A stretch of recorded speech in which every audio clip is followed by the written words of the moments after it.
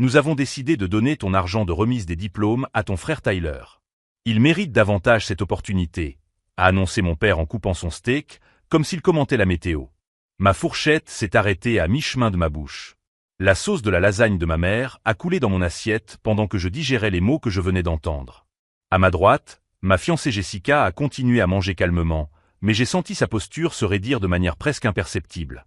De l'autre côté de la table, mon petit frère Tyler a souri de ce sourire que je connaissais depuis l'enfance. Le sourire de celui qui obtient toujours ce qu'il veut. « Quel argent ?» ai-je demandé, ma voix sortant plus rauque que prévu. « Je m'appelle Mike, j'ai 26 ans, et je viens de découvrir que mes parents ont donné les 15 000 $ qu'ils m'avaient promis pour mes études supérieures en ingénierie à mon frère de 23 ans pour qu'il ouvre un magasin de skateboard. » Maman a soupiré comme si je faisais des difficultés. « L'argent que nous avons mis de côté depuis que tu es petit, mon chéri. Nous t'avons toujours dit que c'était pour tes études. Et vous avez toujours dit que c'était à moi. » ai-je répondu en posant ma fourchette sur la table avec plus de force que nécessaire. Tyler s'est penché en avant, toujours souriant. « Mec, ne sois pas égoïste. Tu as déjà un emploi dans le bâtiment. J'ai besoin de cet argent pour réaliser mon rêve d'entrepreneur. » Pendant un instant, la cuisine est restée silencieuse. Seul le bruit du ventilateur de plafond tournant lentement au-dessus de nos têtes venait rompre le silence. J'ai grandi dans cette même cuisine, dans cette même maison à Cleveland, sachant toujours quelle était ma place dans la hiérarchie familiale. Tyler était le bébé, le créatif, celui qui avait un potentiel inexploité. J'étais le responsable, celui qui ne causait jamais de problème, celui qui se débrouillait toujours tout seul. Lorsque Tyler a échoué en mathématiques au lycée, ils ont engagé un tuteur privé. Lorsque j'ai eu des difficultés, on m'a dit d'étudier davantage. Quand Tyler a voulu prendre des cours de guitare, ils ont acheté un instrument à 2000 $. Quand j'ai voulu m'inscrire à l'équipe de lutte, ils m'ont dit qu'ils n'avaient pas les moyens de payer les frais d'inscription. À 16 ans, j'ai trouvé mon premier emploi dans une menuiserie pour acheter mon propre équipement sportif. À 16 ans, Tyler a reçu une voiture d'occasion parce qu'il avait besoin de plus d'indépendance. J'ai appris très tôt que se plaindre ne changeait rien. Qu'être l'aîné signifiait d'être invisible quand il s'agissait de répartir les bonnes choses, mais être toujours disponible quand on avait besoin de quelqu'un de responsable. J'ai travaillé pendant toute ma scolarité au lycée et à l'université. J'ai financé mes études d'ingénieur civil grâce à des prêts étudiants, des emplois à temps partiel et en économisant chaque centime. La seule somme d'argent que je n'ai jamais touchée, c'est cette épargne. 15 000 $ que mes parents ont mis de côté à ma naissance, en promettant que cela m'aiderait à poursuivre mes études après l'université. Tu dois comprendre, a poursuivi papa en mâchant pensivement, Tyler a un vrai sens des affaires. Un magasin de skate haut de gamme en centre-ville. C'est un investissement pour l'avenir. Et mon master en ingénierie structurelle n'en est pas un. Maman a fait ce bruit qu'elle faisait toujours quand je remettais quelque chose en question. Mike, tu as déjà un bon travail. Tyler a besoin d'une chance de briller. Jessica a finalement pris la parole, d'une voix douce mais avec une fermeté que je connaissais bien. Depuis combien de temps avez-vous prévu cela sans en parler à Mike? La question resta en suspens. Tyler cessa de sourire. Papa s'éclaircit la gorge. Cela ne te regarde pas, Jessica, répondit froidement maman. Ce sont des affaires de famille. C'est alors que je vis quelque chose changer sur le visage de ma fiancée. Jessica avait toujours été calme, maîtrisée, le genre de personne qui réfléchit avant de parler. Mais maintenant, il y avait quelque chose de différent dans ses yeux. Quelque chose qui m'a rappelé notre rencontre 2 ans plus tôt lors d'une conférence sur les technologies à Chicago. Elle donnait une conférence sur l'innovation financière devant une salle comble, captant l'attention de centaines de personnes grâce à sa présence qui remplissait toute la salle. Ce jour-là, j'avais pensé qu'elle était hors de ma portée. Une femme élégante, éloquente, manifestement couronnée de succès, qui parlait de choses que je comprenais à peine. Après la conférence, je me suis approché d'elle uniquement pour la remercier de son exposé inspirant. Je ne m'attendais pas à ce qu'elle veuille discuter. 3 heures plus tard, nous étions dans un café voisin, et elle me posait des questions sur la construction immobilière avec la même intensité qu'elle utilisait pour discuter des marchés émergents. Pendant des mois, j'ai pensé que Jessica travaillait dans une banque ordinaire. Elle conduisait une Honda Civic, vivait dans un appartement modeste, ne parlait jamais d'argent. Je n'ai découvert la vérité que 6 mois plus tard, lorsqu'un magazine dans la salle d'attente du dentiste a montré une photo d'elle dans la section affaires. L'article parlait de jeunes femmes d'affaires milliardaires qui révolutionnaient le secteur financier. Milliardaire. Ce mot n'a eu aucun sens pendant plusieurs minutes. Quand j'ai interrogé Jessica à ce sujet, elle a simplement haussé les épaules. Tu ne m'as jamais posé de questions sur ma valeur nette. Et j'ai apprécié que tu ne le fasses pas. Maintenant, en l'observant à la table de mes parents, je voyais cette même présence imposante émerger lentement. Tyler, dit-elle d'une voix qui restait conversationnelle, quel type de rendement envisagez-vous pour un magasin de skateboard à Cleveland? Tyler cligna des yeux, ne s'attendant manifestement pas à une question technique. Je ne sais pas exactement. Mais ça va être génial. Jessica acquiesça pensivement. Et vous, dit-elle en se tournant vers mes parents, avez-vous fait une analyse de faisabilité avant d'investir 15 000 $ dans une entreprise sans plan? Le silence à table devenait gênant. Jessica, tentai-je d'intervenir, mais elle leva gentiment la main. Non, Mike. C'est une question légitime. S'il considère cela comme un investissement intelligent plutôt que comme une éducation, nous devrions examiner les chiffres, n'est-ce pas? Si vous aimez cette histoire de famille, d'argent et de décisions discutables, n'oubliez pas de vous abonner à la chaîne pour découvrir jusqu'où ira cette tension dans la cuisine. Car ce qui s'est passé dans les minutes qui ont suivi a changé notre famille à jamais. Et Tyler n'avait encore aucune idée de ce qu'il était sur le point de découvrir au sujet de la femme assise à table avec nous. Papa s'est éclairci la gorge, clairement mal à l'aise avec la tournure que prenait la conversation. Jessica, tu ne comprends pas notre dynamique familiale. Tyler a toujours eu l'esprit entrepreneurial. L'esprit entrepreneurial, ai-je répété, en laissant les mots sortir lentement. Comme quand il a vendu mon vélo au lycée pour acheter un jeu vidéo. Tyler a ri en secouant la tête. Mec, c'était il y a plus de 10 ans. Tu en es encore là? Ou quand il a emprunté ma voiture et l'a accidentée, et que vous avez utilisé l'argent que j'avais gagné pour la réparer parce que les accidents, ça arrive. Mike, arrête ça, a interrompu maman, mais sa voix semblait moins convaincante maintenant. Tu as toujours été dramatique. Jessica a incliné la tête, conservant toujours ce ton conversationnel qui commençait à me rendre nerveux. Dramatique est un mot intéressant, madame. Parlez-moi davantage de cette dynamique familiale. Combien de fois Mike a-t-il dû sacrifier quelque chose au profit de Tyler? Le silence qui s'ensuivit ne fut rompu que par le tic-tac de l'ancienne horloge de la cuisine. Je me suis souvenu de la première fois où j'avais compris comment notre famille fonctionnait réellement. J'avais 14 ans, Tyler 12. Nous venions de rentrer des vacances d'été, et j'avais économisé pendant des mois pour m'acheter une guitare électrique d'occasion. J'ai trouvé Tyler en larmes dans sa chambre, disant que tous ses amis à l'école avaient de meilleures guitares que la sienne. Le lendemain, ma guitare avait disparu de ma chambre.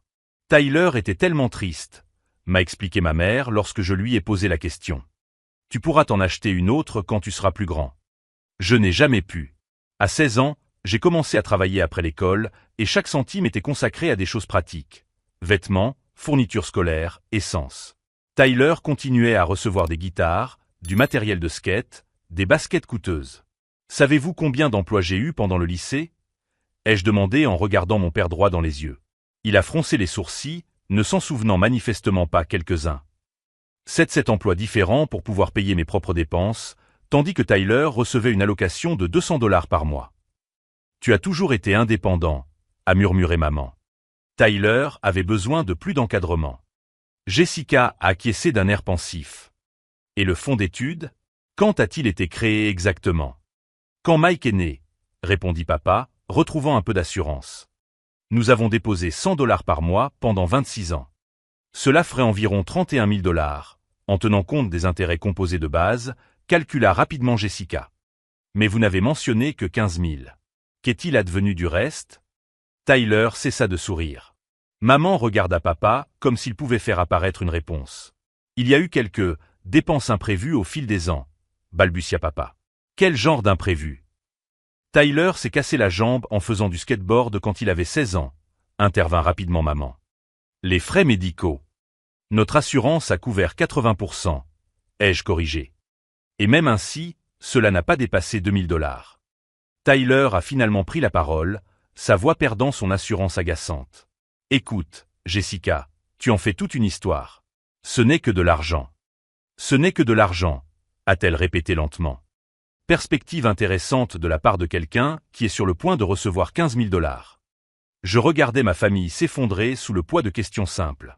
Des questions que j'aurais dû poser il y a des années, mais que je n'avais jamais eu le courage de poser. Grandir en étant le fils facile signifiait beaucoup de sacrifices. Cela signifiait accepter que l'amour de mes parents était conditionné, limité, et qu'il y avait des favoris. Lorsque Tyler a été renvoyé de l'école à 17 ans pour avoir vendu de la marijuana dans les toilettes, Papa a engagé un avocat coûteux pour blanchir son casier. Lorsque j'ai été accepté à l'université avec une bourse partielle et que j'avais besoin de 3 000 $ pour compléter les frais de scolarité, on m'a dit de trouver une solution parce qu'il n'avait pas de liquidité pour le moment. Je l'ai trouvé. J'ai travaillé 60 heures par semaine pendant l'été, en dormant 4 heures par nuit. Tyler a passé ce même été à se trouver, lors d'un voyage en Europe avec son sac à dos. L'argent est apparu lorsqu'un oncle éloigné a laissé un petit héritage. Des années plus tard, j'ai découvert qu'il n'y avait pas d'oncle. Tyler, a poursuivi Jessica.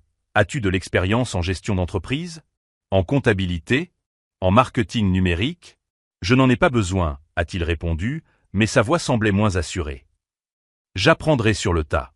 C'est comme ça que travaillent les vrais entrepreneurs. Et as-tu un plan de secours si le magasin fait faillite? Tyler cligna des yeux, n'ayant manifestement jamais envisagé cette possibilité. Elle ne fera pas faillite. Le skate est en plein essor. Jessica prit son téléphone et tapa rapidement sur le clavier. Les données du secteur montrent que les magasins spécialisés dans le skate ont un taux de faillite de 67% au cours des 2 premières années. Surtout sur des marchés saturés comme Cleveland. Le visage de Tyler pâlit. Vous inventez tout ça. Jessica tourna l'écran de son téléphone vers lui. Des graphiques et des statistiques remplissaient la page. Je peux te montrer 15 autres études similaires si tu veux. C'est alors que je remarquai quelque chose chez Jessica que je n'avais jamais remarqué auparavant. Elle n'était pas seulement intelligente ou bien informée. Elle fonctionnait à un tout autre niveau d'analyse et de stratégie. Chaque question avait été calculée pour exposer une faiblesse spécifique dans l'argumentation de mes parents. Chaque réponse révélait des connaissances qui allaient bien au-delà de celles auxquelles une personne ordinaire aurait accès. Eh bien, tenta papa pour reprendre le contrôle de la conversation, indépendamment des statistiques, nous avons déjà pris notre décision. Tyler mérite une chance. Et Mike ne la mérite pas. La question resta suspendue dans l'air comme une fumée toxique. Mike a déjà des opportunités, insista maman. Il a un emploi stable.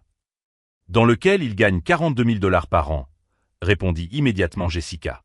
Alors qu'un master en ingénierie structurelle pourrait tripler ses revenus en 5 ans. Tout le monde la regarda. Comment connaissait-elle mon salaire exact? Tu as enquêté sur mon fils? Demanda papa, une pointe d'indignation apparaissant enfin dans sa voix.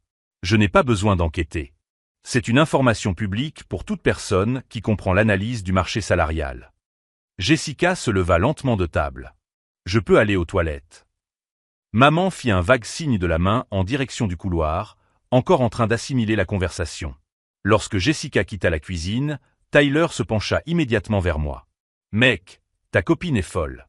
Pourquoi s'intéresse-t-elle autant à notre argent? Ce n'est pas son argent, murmura papa, mais il y avait quelque chose dans sa voix que je n'avais jamais entendu auparavant. De l'incertitude. Pendant 26 ans, il avait pris des décisions concernant ma vie avec une confiance absolue. Où j'allais étudier, de quelles ressources je disposerais, quels rêves étaient suffisamment réalistes pour mériter son soutien. Maintenant, pour la première fois, quelqu'un remettait en question cette autorité. Et il ne savait pas comment répondre. Depuis le couloir, j'entendais Jessica parler à voix basse au téléphone. Je ne pouvais pas distinguer les mots, mais le ton était professionnel, direct. Qui appelait-elle? Quand elle revint, Jessica s'assit calmement et prit sa fourchette comme si de rien n'était. Désolé de vous interrompre. Où en étions-nous? Vous expliquiez pourquoi vous vous immisciez dans les affaires familiales, répondit Tyler, retrouvant un peu de son ancienne arrogance. Jessica sourit. Ce n'était pas le sourire chaleureux que je connaissais. C'était quelque chose de plus froid, de plus calculé. Tyler, puis-je vous poser une question personnelle? Cela dépend de la question. Combien d'entreprises avez-vous déjà gérées? Même de petites? Eh bien, aucune pour l'instant. Mais ce sera ma première véritable opportunité. Et vous, dit-elle en se tournant vers mes parents, avez-vous déjà investi dans une entreprise? Je ne vois pas en quoi cela est pertinent, répondit papa sur la défensive. C'est pertinent parce que vous traitez cela comme un investissement familial intelligent.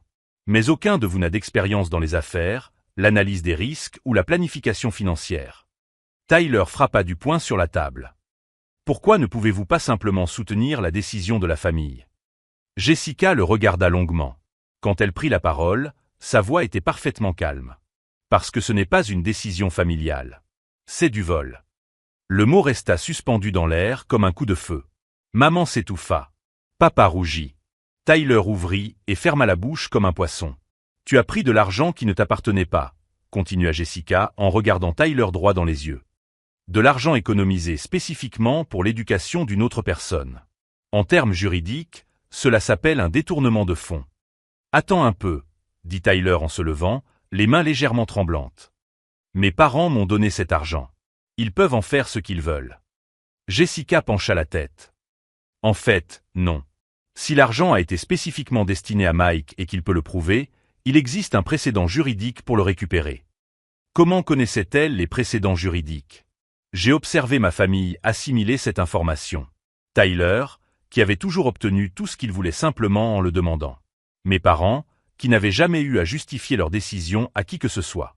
Soudain, ils étaient confrontés à quelqu'un qui non seulement remettait en question leur autorité, mais savait exactement comment la défier. « Tu menaces notre famille ?» demanda papa, la voix tremblante entre la colère et la peur. Jessica finit de mâcher un morceau de lasagne avant de répondre. « Je ne menace personne. Je vous fournis simplement des informations que vous n'avez manifestement pas prises en considération. » Elle fit une pause, laissant ces mots être assimilés. « Mais puisque nous en parlons, il y a quelque chose que vous devriez savoir à mon sujet. » Mon estomac se noie. Quoi qu'il arrive ensuite, cela changerait tout. Et pour la première fois en 26 ans, j'étais certaine que ma famille était sur le point de découvrir ce que signifiait sous-estimer quelqu'un. La tension dans la cuisine était si palpable que je pouvais sentir le goût métallique dans l'air. Jessica posa sa serviette sur la table avec des gestes délibérés, comme un général organisant ses troupes avant la bataille. « Il y a quelque chose que vous devriez savoir à mon sujet, » répéta-t-elle, sa voix conservant ce calme inquiétant. Tyler se pencha en avant, incapable de résister à la curiosité. « Comme quoi ? Comme le fait que j'ai fondé et vendu 3 entreprises de technologie financière avant l'âge de 30 ans. » Le silence qui suivit fut absolu. Même le ventilateur de plafond sembla s'arrêter de tourner. « Quoi ?» murmura maman, clignant des yeux comme si elle essayait de résoudre une équation mathématique impossible. Jessica prit son téléphone et fit glisser son doigt plusieurs fois sur l'écran. La première était une start-up de paiement mobile que j'ai vendue à PayPal pour 15 millions. La deuxième était une plateforme d'investissement automatisée rachetée par Wells Fargo pour 42 millions. La troisième. Elle fit une pause, tournant l'écran de son téléphone pour montrer ce qui semblait être la page Forbes.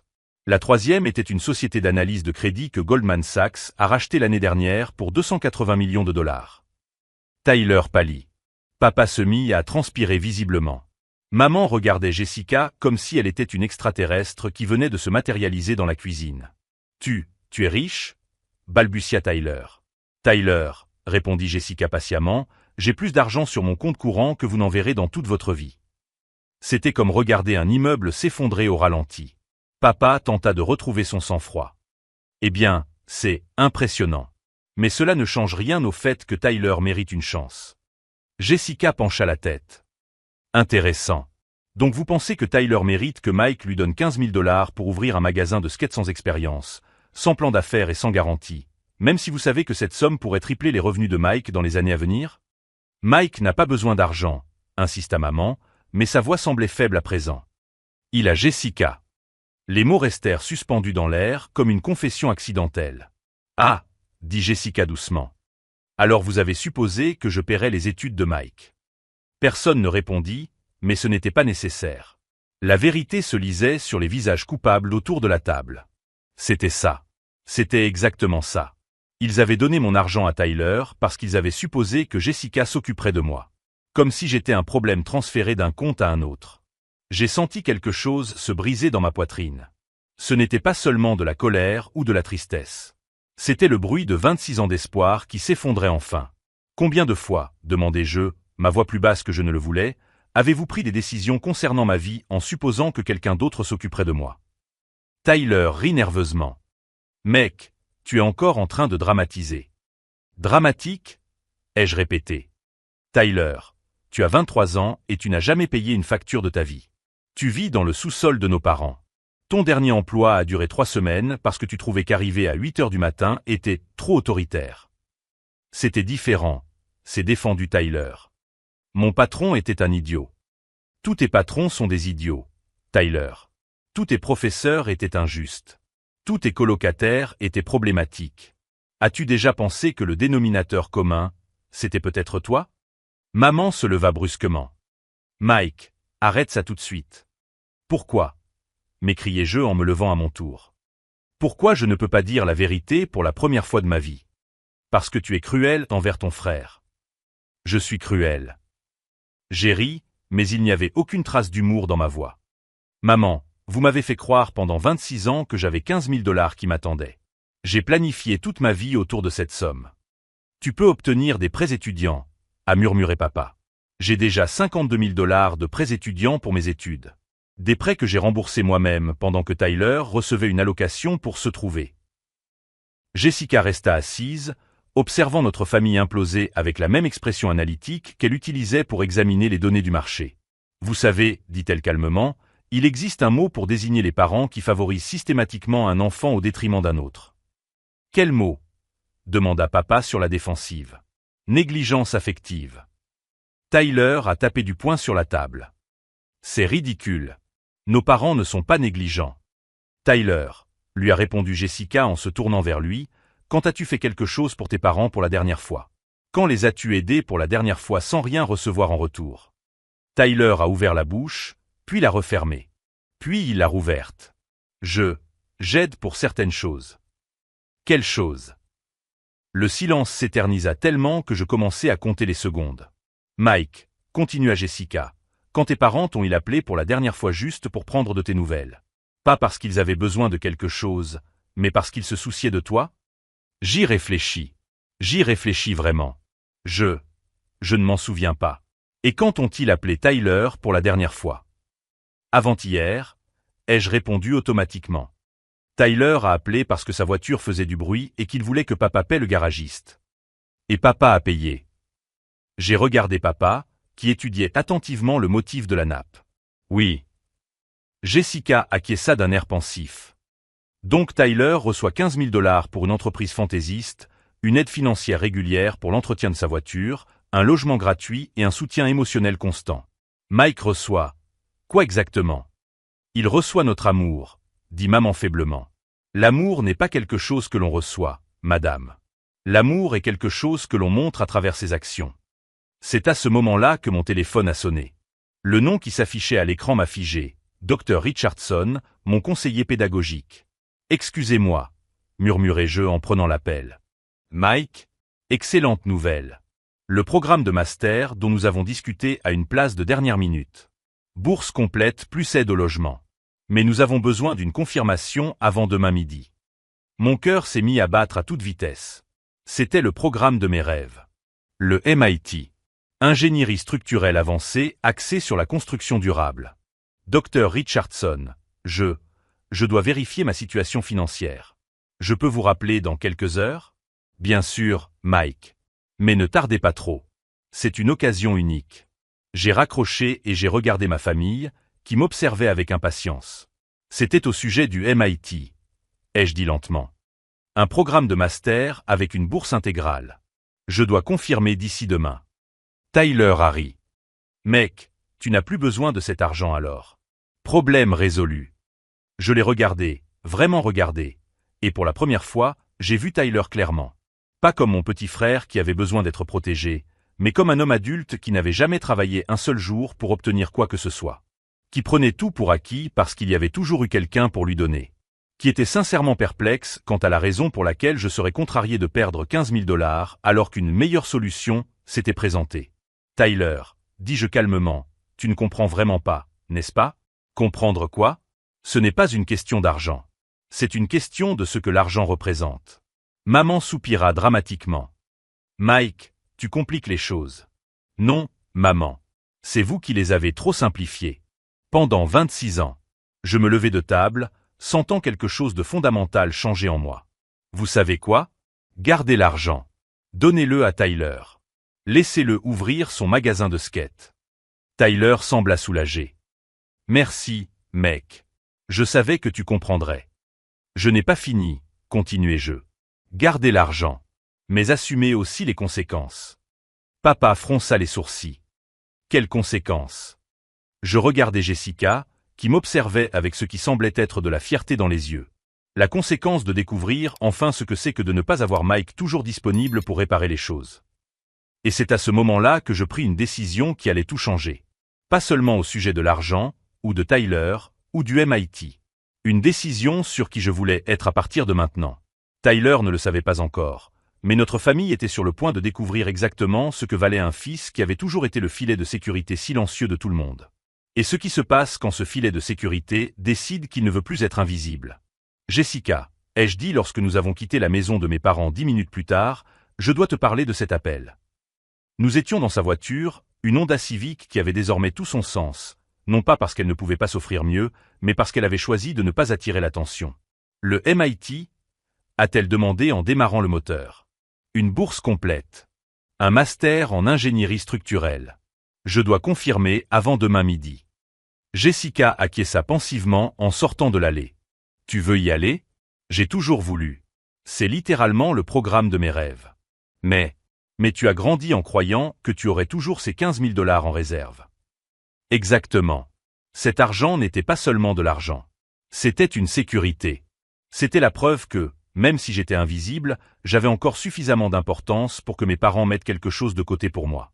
Mike, dit Jessica en s'arrêtant à un feu rouge et en se tournant vers moi. Je peux te poser une question directe? Bien sûr. Si l'argent n'était pas un problème, si je couvrais tous les frais du MIT, tu y irais. J'y ai réfléchi. J'y ai vraiment réfléchi. Je ne sais pas. Ce serait bizarre que tu finances mes études alors que nous ne sommes même pas encore mariés.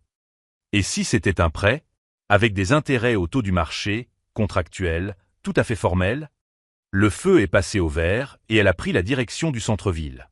Jessica, je ne pourrai pas te rembourser avant des décennies. Tu sais combien gagne un ingénieur débutant? Elle a souri. En fait, je le sais exactement. 42 000 pour les nouveaux diplômés, 65 000 avec un master, 90 000 avec une spécialisation en développement durable. Bien sûr qu'elle le savait. De plus, continua-t-elle, je pense à quelque chose de plus important que de simplement te prêter de l'argent. Comme quoi? Jessica se gara devant un café du centre-ville que je n'avais jamais remarqué auparavant. Discret, sans enseigne tapax en grave l'œil, le genre d'endroit que fréquentent les personnes importantes lorsqu'elles ne veulent pas être vues. Allons discuter à l'intérieur. J'ai des choses à te montrer. Le café ne comptait que 6 tables, toutes vides sauf une au fond où un homme en costume lisait des documents. Jessica m'a guidé vers une table près de la fenêtre. Mike, que sais-tu de l'industrie de la construction durable? Qu'elle est en plein essor. Pourquoi? Parce que j'envisage d'investir massivement dans ce secteur au cours des 5 prochaines années. Plus précisément dans les technologies de construction à zéro émission de carbone. Le serveur nous a apporté 2 cafés sans que nous les ayons commandés. Jessica était manifestement déjà venue ici auparavant. Et tu veux quelqu'un avec un master du MIT pour diriger ce projet? Je veux que tu diriges ce projet. Les mots sont restés suspendus dans l'air pendant que je digérais ce qu'elle suggérait. Jessica, cela ressemble à du népotisme, comme si je te faisais la charité parce que je suis riche et que tu es mon petit ami. Oui. Elle a pris un fin dossier qu'elle avait posé par terre et l'a posé sur la table. Mike, avez-vous déjà entendu parler de l'entreprise de construction Henderson et Associates? Bien sûr. Ils ont construit la moitié du centre-ville. Et savez-vous pourquoi ils ont fait faillite l'année dernière? Je ne savais pas, mauvaise gestion? Jessica ouvrit le dossier et poussa un document vers moi. C'était un rapport d'audit technique. Sur la première page, j'ai vu mon nom. Rapport d'évaluation structurelle, Mike Thompson, ingénieur civil senior. Jessica, comment avez-vous obtenu cela? C'est public. Archivé au tribunal pendant la procédure de faillite. Je commençais à lire. C'était un rapport que j'avais rédigé 2 ans auparavant sur des irrégularités structurelles dans 3 projets de Henderson. Des irrégularités qui auraient pu provoquer des effondrements si elles n'avaient pas été corrigées. Mike, tu as sauvé des centaines de vies avec ce rapport. Et cela a coûté 40 millions à Henderson en reconstruction. J'ai continué à lire. Il y avait des notes dans les marges, des annotations au stylo rouge. L'audit que tu as réalisé était le plus détaillé jamais produit par un consultant indépendant dans l'Ohio. 15 autres ingénieurs ont examiné tes conclusions. Tous ont confirmé. Tu avais raison. J'ai regardé Jessica, encore en train de digérer tout ça. Pourquoi avez-vous ça? Parce que je fais des recherches sur tous les secteurs avant d'investir. Et quand j'ai vu votre nom dans les archives publiques, j'ai décidé d'en savoir plus. Elle a tourné la page. Il y avait des impressions de mai. Ceux-ci proviennent de clients qui ont fait appel à vos services après avoir pris connaissance du rapport Henderson. cette entreprise au cours des 18 derniers mois. C'était vrai. Après le rapport, j'ai commencé à recevoir des offres pour des audits indépendants. Jessica, c'était des travaux supplémentaires. Le week-end. Qui ont généré 30 000 $ de revenus supplémentaires. Comment le savait-elle? Vous l'avez déclaré dans votre déclaration d'impôt en tant que consultant indépendant. C'est public pour les investisseurs qualifiés qui font leur due diligence. Ma tête tournait. Que proposez-vous exactement? Jessica s'est penchée en avant. Je propose de créer une société de conseil en construction durable. Vous seriez associé fondateur, pas employé. 15% de la société, avec une option d'achat pouvant aller jusqu'à 25% au cours des 5 prochaines années. J'ai arrêté de respirer pendant une seconde. Jessica. L'investissement initial serait de 2 millions. Un bureau en centre-ville, des équipements de pointe, une équipe de 6 personnes. 2 millions. Pour commencer. Si nous obtenons les résultats que j'espère, nous réinvestirons 10 millions supplémentaires la deuxième année. J'ai regardé les documents sur la table. Tout était réel. Des chiffres réels, des projections détaillées, des calendriers. Pourquoi ne m'en as-tu pas parlé avant? Parce que je voulais être sûr que tu prendrais tes décisions en fonction de ce que tu veux, et non de ce que je peux t'offrir. C'était logique. Jessica m'avait observé pendant 2 ans. Elle avait vu comment je travaillais, comment je prenais mes décisions, comment je réagissais sous pression. Et aujourd'hui, chez tes parents, j'ai vu exactement ce que j'avais besoin de voir. Quoi? Que tu n'accepteras plus jamais d'être traité comme si tu étais invisible. Mon téléphone a vibré. Un message de Tyler. Mec, merci de comprendre pour l'argent. J'ai déjà commencé à chercher des emplacements pour le magasin. Ça va être génial. J'ai montré le message à Jessica. Elle a ri. Il ne comprend vraiment pas, n'est-ce pas? Tyler n'a jamais eu besoin de comprendre les conséquences. Il y a toujours eu quelqu'un pour le protéger. Jessica a pris mon téléphone et a tapé une réponse. Bonne chance, Tyler. Jessica, qu'est-ce que tu fais? Je le laisse creuser sa propre tombe. Elle m'a rendu le téléphone. Mike, tu vas appeler le MIT. J'ai regardé le dossier sur la table. Les chiffres. Les possibilités. Si j'accepte le MIT avec ton entreprise comme filet de sécurité, je ne vais pas simplement accepter la charité de ma petite amie riche. Mike, tu as déjà prouvé ta valeur professionnelle indépendamment de moi. Ce que je te propose, c'est un partenariat commercial basé sur ton parcours. Si nous mettions fin à notre relation demain, l'offre resterait valable. C'était vrai. Les documents le montraient clairement. De plus, continua Jessica, il y a autre chose que tu dois savoir au sujet de ta famille. Quoi? Elle hésita un instant, comme si elle se demandait jusqu'où elle pouvait en dire. Pendant que tu étais aux toilettes aujourd'hui, j'ai passé quelques coups de fil. À propos de Tyler. À propos du magasin de skate. Quel genre de coup de fil? Tyler n'est pas le premier jeune de Cleveland à avoir cette idée. 3 magasins de skate ont ouvert leurs portes au cours des 2 dernières années. Tous ont fait faillite. Mon estomac s'est noué. Jessica. Et l'endroit qu'il envisage? C'est le même bâtiment où 2 des magasins ont fait faillite. Le loyer est cher, le stationnement est limité et la ville prévoit des travaux qui bloqueront la rue principale pendant 6 mois. Comment tu sais ça?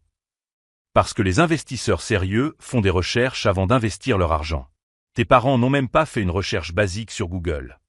Si vous suivez cette histoire de famille et d'argent qui prend des tournants inattendus, n'oubliez pas de vous abonner à la chaîne, car ce qui s'est passé lorsque Tyler a découvert la vérité sur son entreprise de rêve va vous surprendre. J'ai regardé Jessica, je l'ai vraiment regardée, et j'ai réalisé que je ne sortais pas seulement avec une femme intelligente et prospère. Je sortais avec quelqu'un qui opérait à un niveau stratégique que ma famille ne pouvait même pas imaginer. Et Tyler, avec son magasin de skate voué à l'échec et sa confiance inébranlable qu'il y aurait toujours quelqu'un pour le sauver, était sur le point d'apprendre une leçon que mes parents n'avaient jamais eu le courage de lui enseigner. Ce qu'il ne savait pas, c'est que Jessica avait déjà mis en place une série d'événements qui garantiraient que cette leçon serait inoubliable. Pour nous tous. Le lendemain matin, j'ai appelé le docteur Richardson à 8h pile. Docteur Richardson? C'est Mike. J'accepte la place au MIT. Excellent. Je vais traiter votre dossier immédiatement. J'ai raccroché et j'ai regardé Jessica, qui finissait de se préparer pour aller travailler. Voilà. Le MIT, c'est confirmé. Elle a souri, mais il y avait quelque chose de différent dans son regard. De la détermination mêlée d'une pointe d'anticipation. Mike, aujourd'hui va être une journée intéressante. Pourquoi? Parce que Tyler va t'appeler pour te demander de l'aide. Et tes parents vont découvrir exactement à qui ils ont affaire. Comme toujours, Jessica avait raison. Le premier appel est arrivé à 10h15. Tyler. Mike. Mec, j'ai besoin de ton aide de toute urgence. Sa voix semblait désespérée, complètement différente de l'arrogance confiante de la veille. Que s'est-il passé? Je suis allé voir cet emplacement pour le magasin tôt ce matin. Le responsable de la location m'a dit que le bâtiment avait des problèmes structurels et qu'il risquait d'être condamné. Ils attendent un rapport technique. J'ai pris une profonde inspiration. Tyler, as-tu vérifié l'historique de cet emplacement avant? Pourquoi aurais-je fait ça? Il semblait parfait en ligne. Bien sûr qu'il semblait parfait. En plus, a poursuivi Tyler, la voix montée d'un octave, j'ai parlé à d'autres commerçants du quartier. Mec, 3 magasins de skate ont fait faillite dans ce quartier au cours des 2 dernières années. Tyler. Et ce n'est pas tout. La mairie va faire des travaux dans la rue principale. 6 mois sans accès pour les voitures. Comment je vais accueillir les clients? J'ai fermé les yeux. Jessica avait prévu chaque détail. Tyler, tu en as parlé à papa et maman. Ils m'ont dit de me débrouiller. Que 15 000 $, c'est beaucoup d'argent à gaspiller dans des recherches inutiles. Mike, je ne sais pas faire de recherche. Tu as toujours été doué pour ça. Le voilà. L'aveu que j'attendais depuis 26 ans.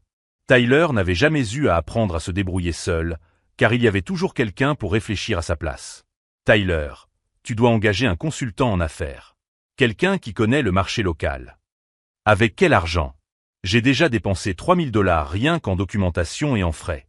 3 000 $ en une semaine. Pour une entreprise qui n'existait même pas encore. Mike, tu peux m'aider? S'il te plaît? Tu connais dans ce domaine. Pour la première fois de sa vie, Tyler me demandait sincèrement de l'aide. Il ne l'exigeait pas, il ne supposait pas que j'allais résoudre ses problèmes, il me le demandait vraiment. Tyler, j'accepte une place au MIT lundi. Je vais être occupé. Silence total à l'autre bout du fil. Le MIT? Comment as-tu pu payer? Jessica m'aide. Encore du silence. Puis, Tyler a murmuré quelque chose qui ressemblait à « bien sûr que oui ». Écoute, ai-je poursuivi, si tu veux vraiment créer une entreprise, tu dois apprendre à faire les choses correctement. Tout seul. Mais Mike. Tyler, pendant 23 ans, quelqu'un a toujours résolu tes problèmes. Il est peut-être temps que tu apprennes. J'ai raccroché. Le deuxième appel est arrivé à 2h de l'après-midi. Maman. Mike, chérie, Tyler nous a parlé du MIT. C'est merveilleux. Sa voix semblait forcée, comme quand j'étais enfant et qu'elle essayait de feindre l'enthousiasme pour mes projets scolaires. Merci, maman. Et Jessica t'aide financièrement? Quelle générosité. Et voilà. Le piège. En fait, maman, Jessica m'a proposé un partenariat commercial. Je vais être cofondateur d'une société de conseil. Cofondateur? Répéta-t-elle lentement. Ça veut dire de l'argent? Ça veut dire que je vais construire quelque chose qui m'appartient. Mike, sa voix est devenue plus sérieuse. Tyler a des difficultés avec les études de marché. Tu ne pourrais pas. Non. Le mot est sorti plus fermement que je ne le voulais. Comment ça, non? Je ne vais plus résoudre les problèmes de Tyler. Il a 23 ans et 15 000 $. Qu'il se débrouille tout seul. Mike Thompson. Je n'arrive pas à croire que tu sois aussi égoïste. Égoïste. J'ai ri, mais sans humour. Maman, vous lui avez donné MON argent pour qu'il monte une entreprise sans faire d'études de marché. Maintenant que l'entreprise est plus compliquée que prévu, vous voulez que je règle le problème gratuitement. Nous sommes une famille. Les familles s'entraident. Les familles s'entraident mutuellement, maman. Ce n'est pas une personne qui sauve toujours la même personne à plusieurs reprises. Je lui ai raccroché au nez aussi. Le troisième appel est arrivé à 4h30. Papa. Mike, nous devons parler. Ta mère est en colère. À propos de quoi? À propos de ton refus d'aider Tyler. Et à propos de cette histoire d'entreprise avec Jessica. J'ai soupiré. Quelle histoire, papa? Tyler a dit que Jessica allait te prendre comme associé dans une entreprise. Mike, tu es sûr que c'est légitime? Légitime. Comme si Jessica était une sorte d'escroc. Papa, Jessica est milliardaire. Elle n'a pas besoin de m'arnaquer. Milliardaire. Papa a ri. Mike, Sois réaliste. Jessica a l'air d'une fille normale. Elle conduit une Honda. C'est à ce moment-là que Jessica est rentrée à la maison, après le travail. Elle a entendu ma partie de la conversation et m'a fait signe de lui passer le téléphone. J'ai hésité une seconde, puis je le lui ai tendu. « Monsieur Thompson ?» C'est Jessica. J'ai entendu la voix de mon père changer instantanément pour prendre ce ton condescendant qu'il utilisait avec les femmes. « Jessica, ma chérie, nous parlions justement de cette affaire. Mike est parfois trop confiant. » « Monsieur Thompson, » l'interrompit Jessica calmement, « puis-je vous poser une question ?»« Bien sûr. Avez-vous accès à Internet ici ?»« Oui, pourquoi ?»« Pouvez-vous rechercher Jessica Shane Forbes _under_30 ?» Silence. Puis le bruit d'un clavier. Encore du silence. « Monsieur Thompson, vous êtes toujours là ?»« Jessica. C'est vous ?»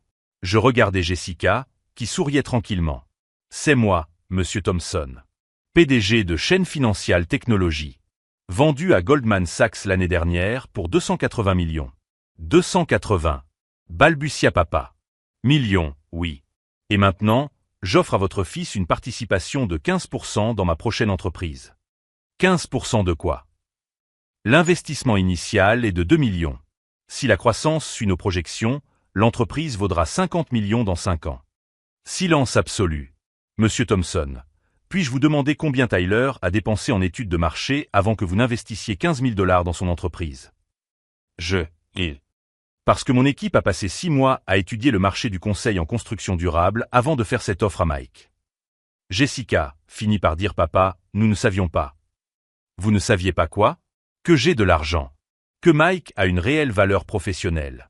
Ou qu'il y a des conséquences quand on traite ses enfants de manière inégale. La question resta suspendue dans l'air, comme une bombe sur le point d'exploser. Monsieur Thompson, je vais être très clair. Mike va étudier au MIT, il sera mon associé et il se construira une carrière extraordinaire. Avec ou sans le soutien de sa famille. Jessica, s'il te plaît, nous pouvons en discuter. Il n'y a rien à discuter. Vous avez fait vos choix. Maintenant, vivez avec les conséquences. Elle raccrocha et me rendit le téléphone. Jessica, tu viens de... Je viens de faire ce que tu aurais dû faire il y a des années. Établir des limites. Mon téléphone a immédiatement sonné. C'était Tyler. Mike. Mec, Jessica est milliardaire. Apparemment, oui. Et tu vas être son associé. C'est fou. Tyler. Mike, mec, tu peux me prêter 5 000 $? Juste pour que je puisse faire mes recherches correctement? Je te promets de te rembourser quand le magasin décollera. Tyler était de retour. Il avait découvert que j'avais accès à de l'argent réel et avait immédiatement essayé de trouver un moyen d'en obtenir une partie. Tyler, non. Mais Mike, on est frères. Oui. Et en tant que ton frère, je te dis, apprends à résoudre tes propres problèmes. Tu as changé, mec. Depuis que tu sors avec cette Jessica, tu es devenu arrogant. Arrogant. Parce que je refusais de résoudre les problèmes qu'il avait lui-même créés.